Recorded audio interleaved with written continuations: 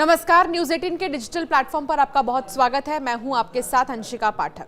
Transport कारोबारी राजा रघुवंशी हत्याकांड की जांच में जुटी शिलोंग एसआईटी की टीम एक बार फिर इंदौर पहुंची। शनिवार देर रात टीम ने इंदौर क्राइम ब्रांच के साथ मिलकर महालक्ष्मी नगर स्थित ब्रोकर कॉन्ट्रैक्टर शिलोंग जेम्स के घर की तलाशी ली है। करीब आधे घंटे तक से भी ज्यादा चली इस सर्चिंग में ऑफिसर्स ने कई दस्तावेजों की पड़ताल की है।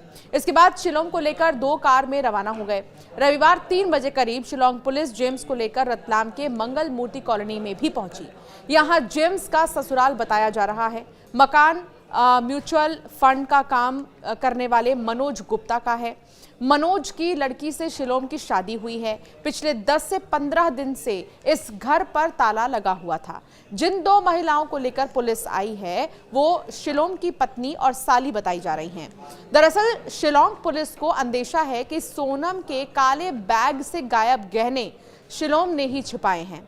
इन्हीं की तलाश में टीम ने पहले इंदौर में छानबीन की, इसके बाद रतलाम में सर्चिंग की कार्रवाई कर रही है। इससे पहले गुरुवार को एसआईटी अपने साथ बिल्डिंग के मालिक Lokendra Singh Tomar, broker contractor Shillong James और सिक्योरिटी गार्ड बलवीर अहिरवार को इंदौर से शिलोंग लेकर गई थी। एसआईटी ने शिलोंग कोर्ट में पेश कर तीनों को 6 दिन के रिमांड पर लिया है। राजा की हत्या के बाद सोनम शिलोंग से लौटकर इंदौर की जिस बिल्डिंग के फ्लैट में रुकी थी उसके मालिक लोकेंद्र तोमर को 23 जून को ग्वालियर से गिरफ्तार कर लिया गया था। ये बिल्डिंग करीब 4 महीने पहले शिलोंग जेम्स ने किराए पर चलाने के लिए ली थी। बलवीर यहां गार्ड और कारपेंटर का काम करता था। राजा के मर्डर की खबरें देखने और सुनने के बाद शिलोंग को पता लगा कि विशाल ने जिस फ्लैट को किराए पर लिया था उसमें सोनम रुकी थी। शिलोंग ने यह बात लोकेंद्र को बताई। लोकेंद्र ने फ्लैट की तलाशी लेने के बाद बैग हटाने की बात कही है। बाद में खुद इंदौर आया। बैग में रखे रुपए और पिस्तौल लेकर वो वापस चला गया। उसके कहने पर ही शिलोंग ने सोनम का बैग जला दिया। पुलिस ने लोकेंद्र, शिलोंग और बलवीर को सबूत मिटाने और उनसे छेड़छाड़ करने का आरोपी बनाया है। शिलोंग ने लोकेंद्र तोमर से उसकी इंदौर स्थित बिल्डिंग लीज पर ली थी। फिर उसका G1 फ्लैट विशाल चौहान को किराए पर दिया था। राजा रघुवंशी की हत्या के बाद सोनम और राज इसी फ्लैट में रुके थे।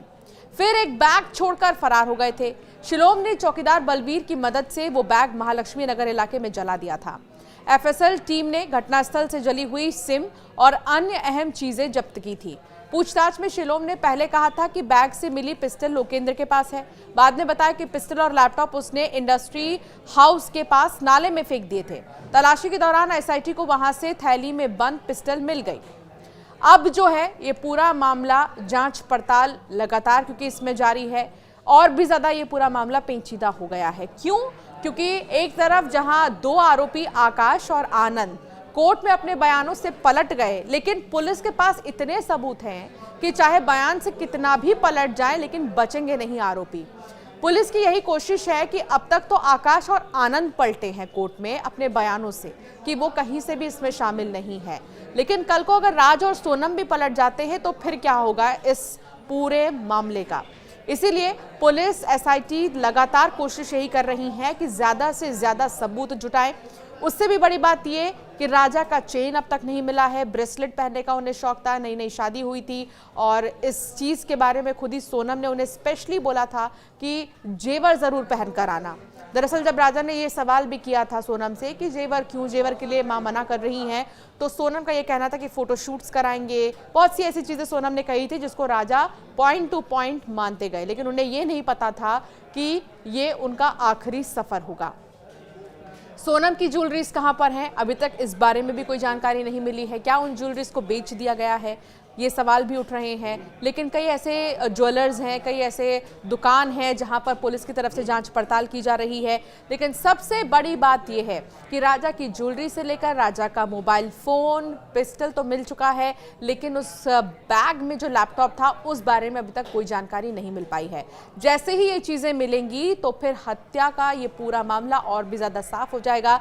जो ये तस्वीर और भी ज्यादा साफ हो जाएगी कि इसमें कितने किरदार हैं, कौन कौन इसमें शामिल है और किसका का क्या रोल है, क्योंकि अभी कोई कुछ भी कहने से बच रहा है। हालांकि नार्को टेस्ट का भी जिक्र हुआ था, नार्को टेस्ट की भी बात सामने आई थी, लेकिन नार्को टेस्ट को लेकर पुलिस ने जो है खारिज कर दिया नार्को टेस्ट की मांग को, इसलिए क्योंकि सोनम और राज दोनों ने इस बात को कबूला है कि वो एक रिश्ते में थे, दोनों एक दूसरे से प्यार करते थे और राजा रघुवंशी दोनों के ही रिश्ते के बीच में आ रहे थे।